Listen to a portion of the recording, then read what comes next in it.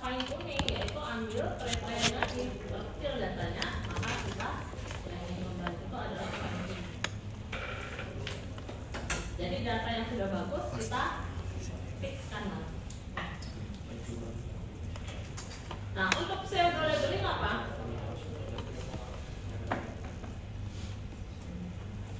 Ada yang tahu?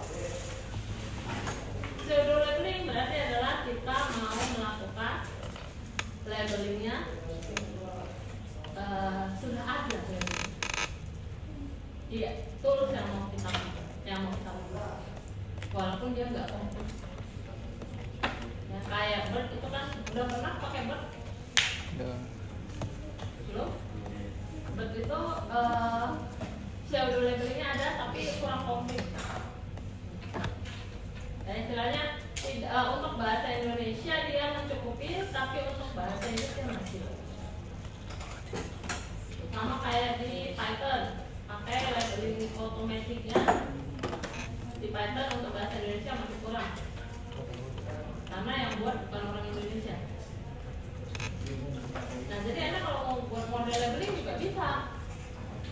Model labeling bahasa Indonesia berarti Anda harus punya kosakata, vocabulary bahasa Indonesia yang banyak.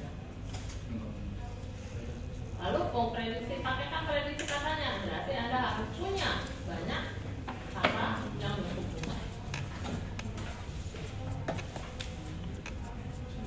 Sedangkan reinforced learning itu adalah belajar dari interaksi dan reward maksudnya. Jadi untuk reinforcement learning contohnya adalah ChatGPT, Chatbook. Kita kasih perintah, kita kasih sesuatu inputan, maka dia ada feedbacknya, kita ada responnya. Nah, itu adalah reinforcement learning. Jadi dia membuat dia belajar terus. Nah, ChatGPT yang Anda pakai, baik itu ChatGPT, Cloud, Perplexity, Gemini, ya, itu semuanya pakai reinforcement learning. Artinya apa? Data yang masuk saat kita inputkan apapun, seperti itu, dia akan dimasukkannya lagi ke database dia, dipelajarinya lagi, reinforce. Dia memaksa untuk reinforcement learning. Reinforce itu kan maksa ya. Learning mempelajari, dipelajarinya lagi, sehingga kalau ada nanti nih orang yang mau yang memiliki kata kunci yang hampir mirip dengan yang kita cari tadi, maka data itu akan dituangkan. Dan dia akan membaca pola, ya. Dia akan membaca pola apa sih sebenarnya yang paling sering kita minta. Iya, itu. Kan saya pernah nyoba, kita kemarin ada penelitian pengen tahu ChatGPT itu polanya gimana. Oh, ternyata semua yang kita inputkan dia akan simpan. Terus dia pelajari lagi dan dia bisa tahu karakteristik kita bagaimana. Wah, ini kalau kita berikan nomor NIK kita, nomor handphone kita, wah serem nih gitu. Karena dia akan simpan dan dia akan pelajari.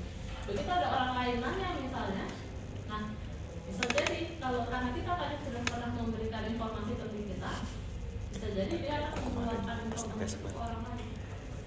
Itulah yang dimanfaatkan untuk scam AI. Makanya hati-hati menggunakan AI tools. Kalau ChatGPT, Gemini itu semuanya disimpan loh di servernya ChatGPT. Itu berarti di AS itu bisa dibuka. Kita punya login dan sebagainya. Tapi kalau misalnya Cloud belum menyimpan itu informasi kita. Jadi hati-hati juga memakai AI.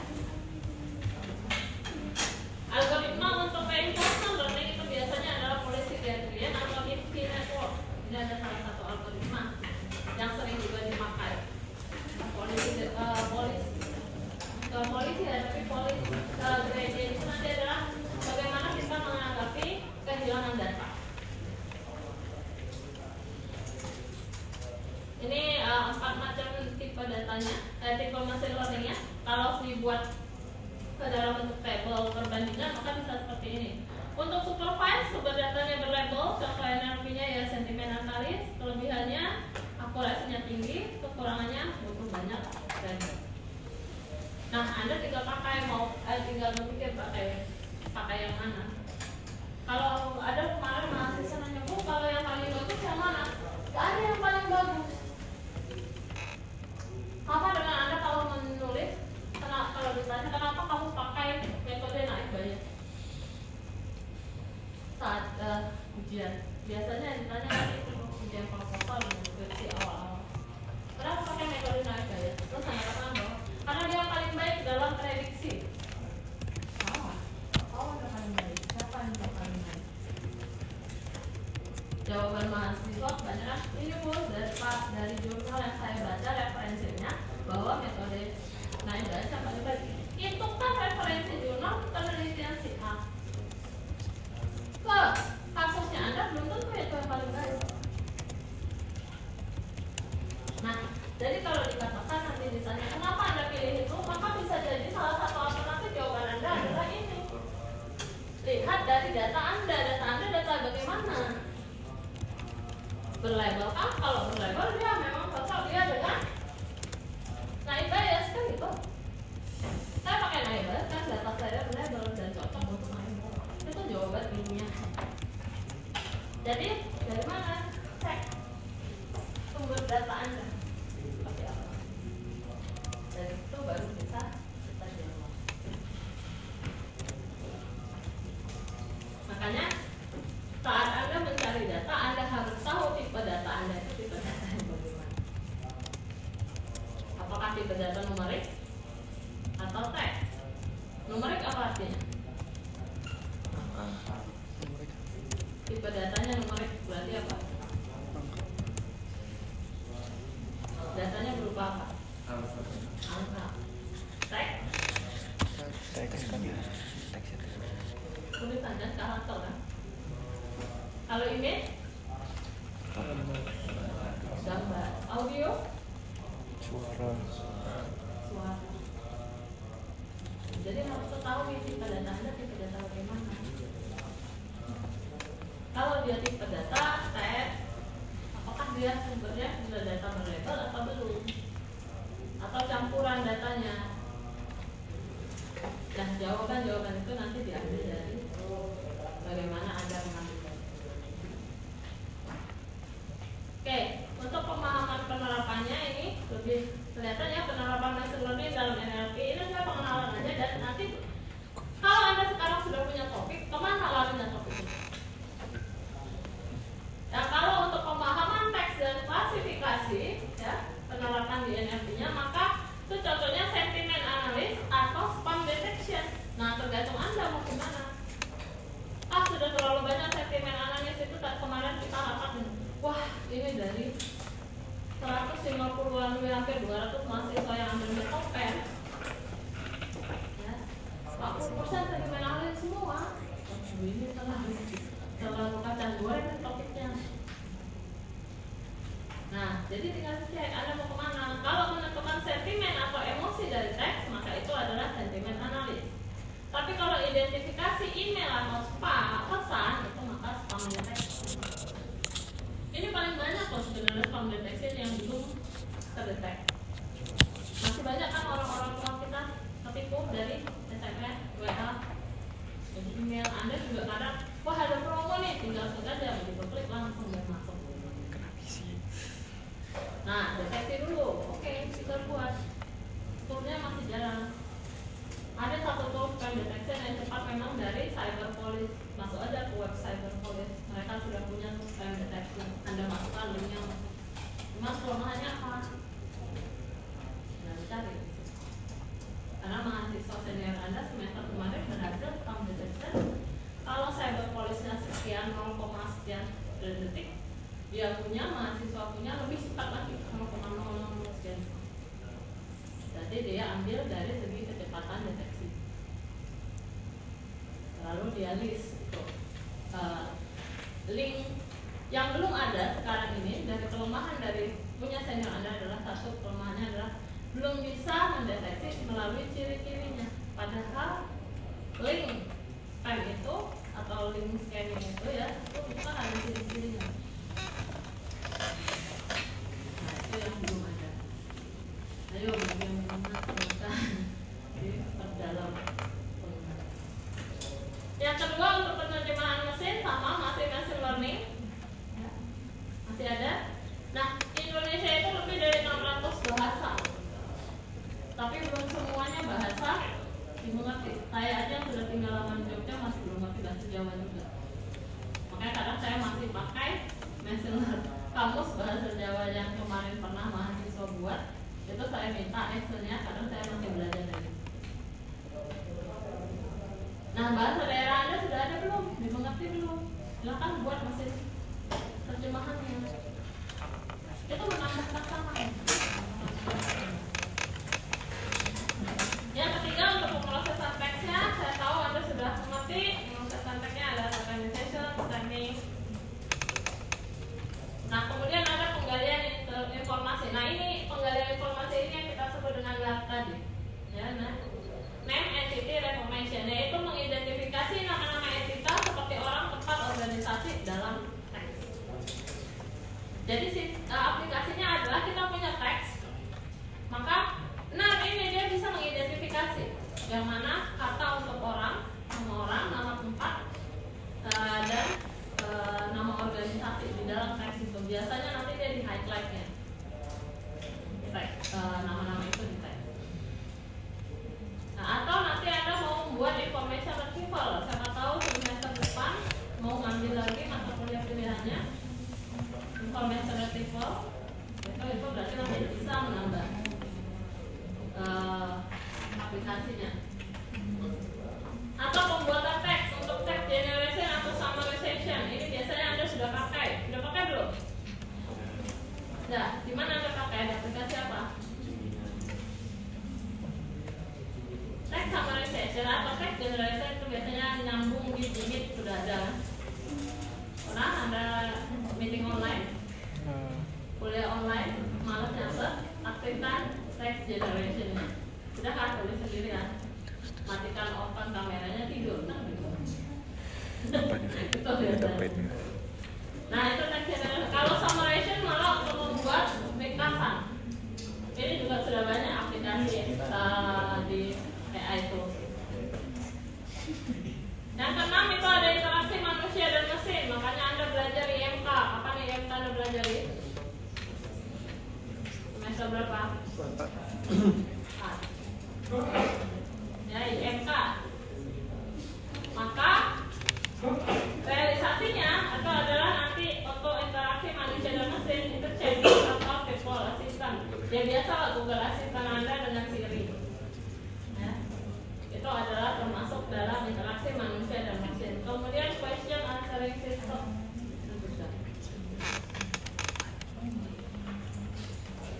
Jadi kalau pakai NLP jangan cuma untuk analisis sentimen ya, banyak nih topiknya. Nah, ini ada untuk analisis dokumen dan manajemen. Dia mengkategorikan dokumen. Kemudian ada speech recognition. Speech recognition adalah sama tadi kayak Google Speech API-nya. Dan mengenali suaranya. Kemudian ada rekomendasi konten. Nah, ini sudah ada yang membuat rekomendasi konten. Kita 2 tahun yang lalu, Masnya sekarang sudah bekerja di perusahaan analisis ya di Jogja, tapi international company. Nah, dia buat apa? Dia iseng recommendation sistemnya, dia hanya rekomendasi mengenai analisis teks berita dia kumpulkan. Yang terbaru sekarang pernah lihat nggak penelitian anak IPB yang viral? Itu masuk dalam rekomendasi konten. Yaitu apa? Dia memberikan 2 tampilan berita yang sama, tapi dengan judul berita yang berbeda. Dia bisa mengganti judul beritanya. Nah, itu rekomendasi masuk dalam rekomendasi konten. Tetapi itu rekomendasi hoax atau tidak. Itu banyak loh viral loh di TikTok ataupun di real kalau saya nggak salah. Tren dia cara menimpa tulisan itu juga susah, semakin susah untuk dilihat mana yang palsu mana yang.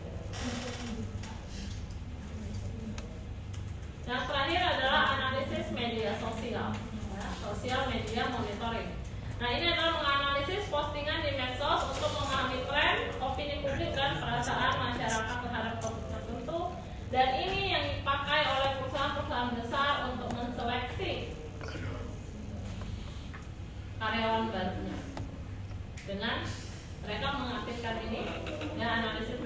sosial. Yang dilihat apa? Yang dilihat adalah media sosial Anda. Anda kan pakai CV, mereka lihat nama Anda, cari medsosnya, itu mereka analisis status yang pernah Anda tampilkan di medsos Anda.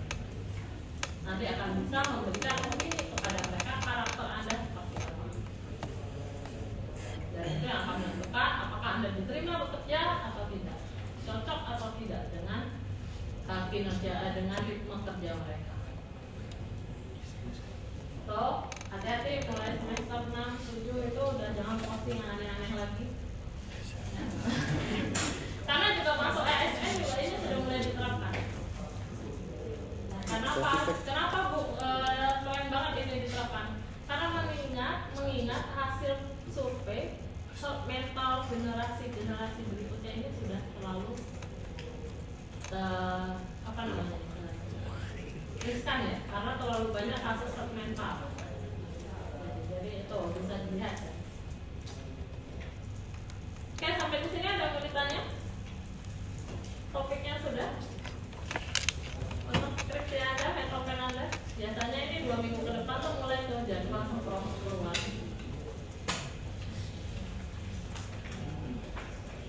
Nah, ini adalah salah satu algoritma umum untuk NLP-nya, detektif. Nah, satu lagi yang meningkat untuk metode semester ini anak metopen itu banyak ngambil di yang ketiga, decision tree atau random forest. Itu banyak dipakai untuk melihat prediksi juga. Dia sama prediksi juga atau klasifikasi. Tapi kalau sekarang diberitahu sama aja ya, karena kalian kan sudah selesai ngambil metodenya. Tapi enggak, ini judul bisa berubah setelah ya, siapa tahu Anda ternyata karena kan itu nanti proposal selama menjelang waktu ya, kalau lulus ya, kalau disetujui proposal Anda di waktu berjalan antara mengerjakan ya, sampai ujian skripsi itu masih ada boleh perubahan judul walau tidak terlalu signifikan. Selama konteksnya tidak berubah. Kalau konteksnya berubah, maka harus ujian ulang.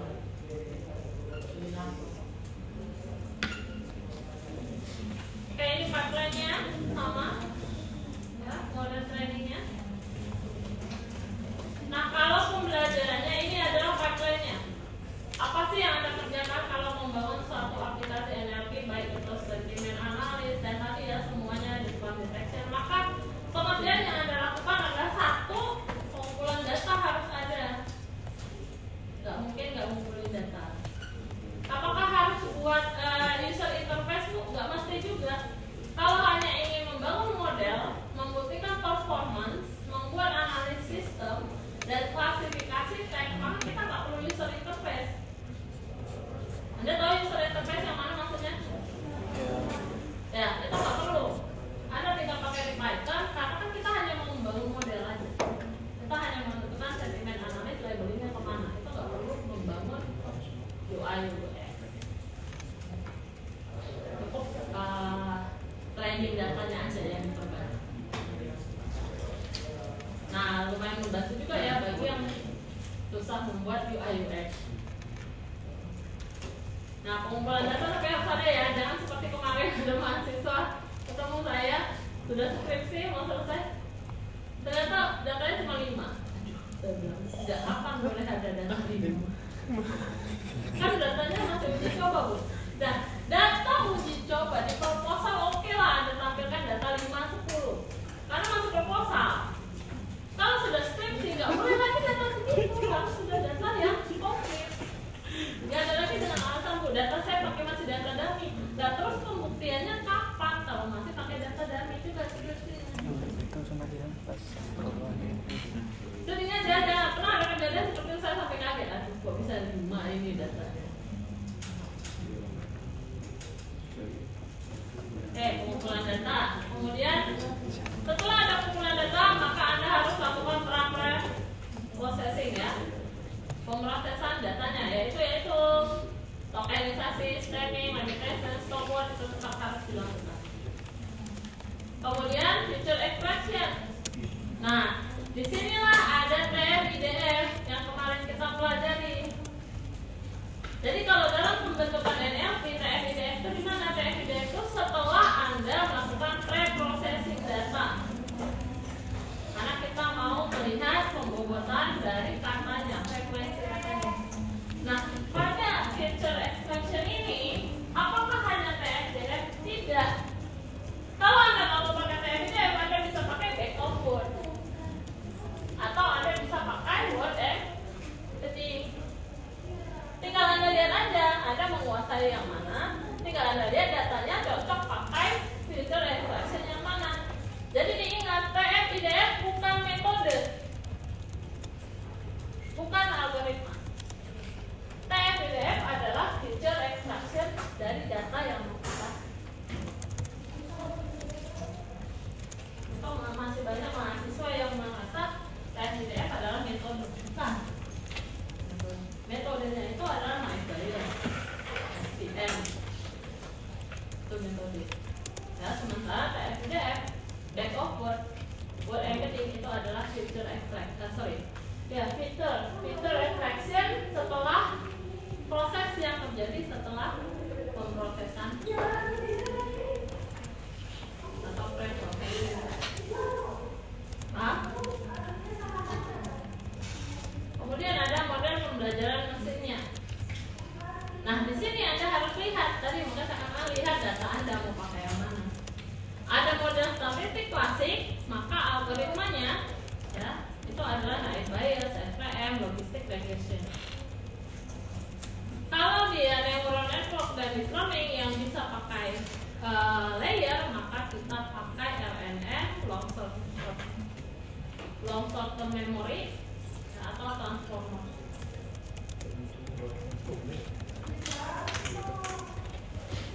Lalu kalau sudah model pembelajaran mesinnya, maka masuk ke arsitektur transformernya. Nah, disinilah kita pakai. Anda mau pakai model apa?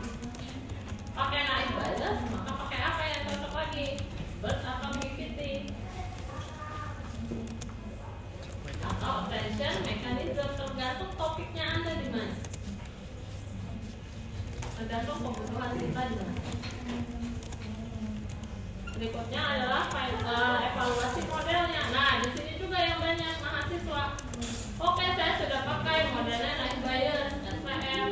Oke, saya pakai nanti overlappingnya pakai BERT atau pakai pseudo-K. Sudah selesai semuanya, Anda merasa bahwa ya udah selesai. Bukan, di sini kepentingan berikutnya yaitu evaluasi model. Kayak Bayes yang Anda pakai tadi dengan kombinasi BERT-nya yang Anda pakai itu, evaluasi modelnya apa hasilnya? Evaluasi model biasanya kita cari akurasinya, validasi dan sebagainya.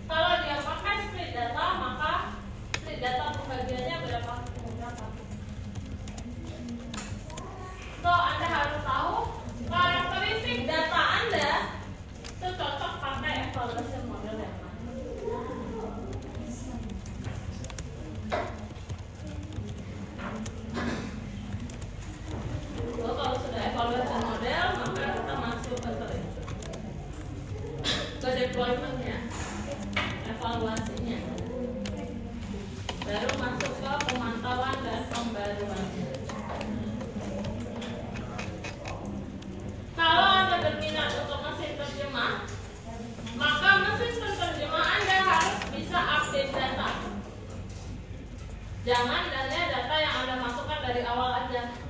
Gak mungkin. Kamus pasti bertambah. Ya, pengaturan. Sampai di sini ada yang bertanya? Ada? Ini adalah contoh-contoh dari aplikasinya ya. Saya nggak jelaskan lagi. Nanti bisa dibaca sendiri. Sama dengan back of word juga.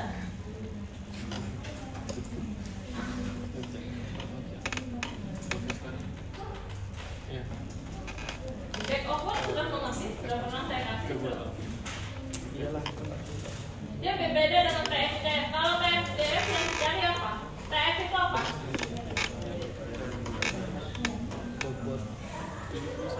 TF itu term frekuensi, berarti kata yang paling sering muncul. Nah, kalau dia back of word itu adalah representasi tekstual. Ya. Istilahnya adalah dalam back of word teks diubah menjadi kumpulan kata unik. Kemudian nanti semua kata uniknya itu akan didokumenkan dalam korpus dan kita akan mencari katanya itu ada di mana. Kalau dia ada maka 1, kalau dia tidak ada maka 0 gitu. Beda dengan tone frekuensi. Tone frekuensi dia mencari di mana sering muncul. Nah, contohnya dari bow itu atau back of word adalah misal kita punya 3 dokumen. Ada 3 dokumen dengan katanya dokumen itu adalah kucing, anjing, burung. Maka vektor fitur untuk dokumen yang berisi kucing maka dia akan menjadi. Saya punya dokumen 1 anjing, dokumen 2 kucing, dokumen 3 burung. Nah, kalau kita mau melihat kemunculan dokumennya, maka untuk bow itu kalau dia kita lihat di dokumen D2 itu apa? Isinya kucing. Maka cara pembuatan vektornya adalah 1, 0, 0. 1 ini apa? Kucing. Kucing ada di mana?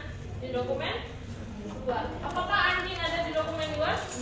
Apakah burung ada di dokumen 2? Jadi penulisan bow of word itu makanya nanti kalau ada contohnya jangan seperti ini contohnya. Misal dokumen 1 saya suka belajar NLP, dokumen 2 belajar NLP sangat menyenangkan. Maka vektor fitur untuk dokumen 1 adalah 1, 1, 1, 1, 0, 0. Sedangkan vektor fitur untuk dokumen 2 adalah 0, 0, 1, 1, 1, 1. Dari mana dapat 0, 0?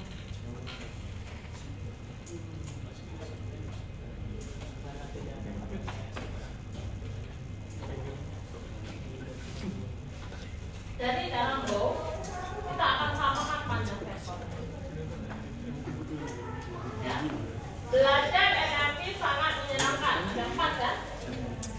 Di dokumen 1 saya suka belajar NLP.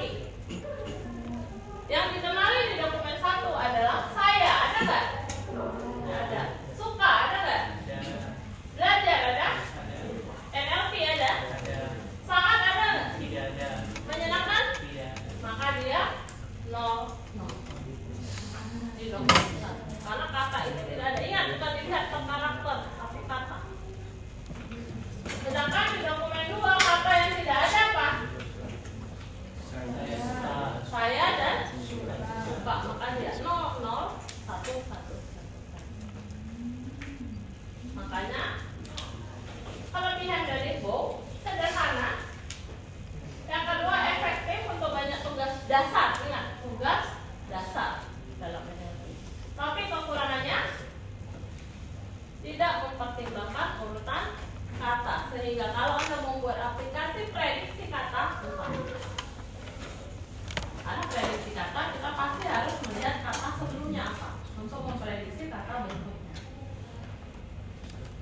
dan dapat menghasilkan vektor yang sangat besar dan jarang space-nya. Artinya apa nih? Terlalu banyak nanti daerah kosongnya. Jika korpus memiliki banyak kata yang unik. Kalau di korpus kita seperti ini, maka awalnya penyimpanan kita cukup 5 GB, karena kita pakai bow bisa menjadi 2 kali lipatnya. Nah, itu juga perlu dipikirkan. Nah, kalau TF-DF kita hitung frekuensi sering muncul, bow dia seperti ini.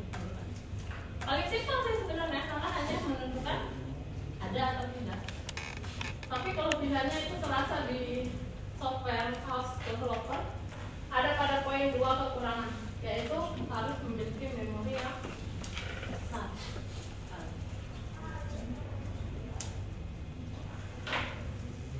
Itu untuk developer.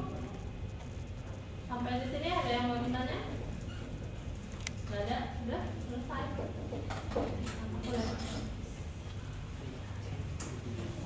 Untuk berikutnya nanti silakan dibaca. Dan kita lihat lagi. Dan ini hanya beberapa saja. Oh, yang perlu saya kasih satu lagi adalah ini yang banyak terjadi. Ketimpangan data atau istilahnya data imbalance. Nanti kalian alami bagi yang topiknya untuk teks analisis. Jumlah data antar kelas tidak seimbang. Misalnya 90% netral, 2% negatif. Berarti positif berapa persen? Berapa? 8%. Nah, ini yang harus diawasi. Saya punya seperti itu, ya nggak apa-apa memang punya seperti itu, dapatnya seperti itu. Tapi kalau terus Anda jalankan, maka validasinya nanti akan banyak netral. Nah, ini yang harus kita imbalance data. Pasti kalian alami, ya. Nah, bagaimana dampaknya? Dampak model bias terhadap kelas mayoritas, maka dia nanti keputusan banyak masuk ke netral. Lalu kelas minoritas sulit dikenali, betul sekali, apalagi untuk yang negatif. Solusi apa? Makanya kalau nanti Anda menemukan data Anda imbalance, maka silakan 3 metode ini Anda pakai. Yang pertama adalah oversampling atau undersampling. Artinya undersampling. Diperkecil sampling atau diperbesar. Yang kedua, penggunaan metrik seperti F1 score. Nah, ini kenapa ada kata-kata F1 score. Kalau data Anda imbalance, maka akurasi, precision, and recall saja tidak cukup. Makanya kita pakai F1 score. Tapi yang mahasiswa sering lakukan adalah di sini. Pakai SMOTE atau Classpack. SMOTE adalah salah satu statistical method untuk mengurangi efek dari data imbalance. Atau nanti pakai Classpack di pembuatan kelas. Nah, jadi ini yang paling banyak terjadi. Mahasiswa bimbingan saya saja ada nggak Mbak Jadi? Ada ya? Itu kemarin terjadi ketimpangan data, yaitu 8.000 untuk positif, negatifnya 4.000, netralnya 2.000. Itu sudah ada. Oh, harus gimana Bu? Dilihat pakai F1. Solusi yang dia lakukan adalah menggabungkan netral dan negatifnya. Loh, yang nggak bisa digabungkan, kan kita buat kelasnya 3. Jadi tidak ada istilahnya menggabungkan. Jadi solusinya adalah yaitu pakai SMOTE atau pakai class ranking. Dan ini dia sedang perbaiki lagi agar imbalance-nya bisa tidak terlalu besar. Yakin kalian pasti temukan itu nggak? Mungkin nggak. Jadi jangan kaget saat Anda lakukan training ternyata dampak positifnya paling tinggi ya, sementara yang lainnya rendah banget. Nah, itu biasa terjadi, jadi tinggal kasih solusinya. Oke, ada yang mau ditanya?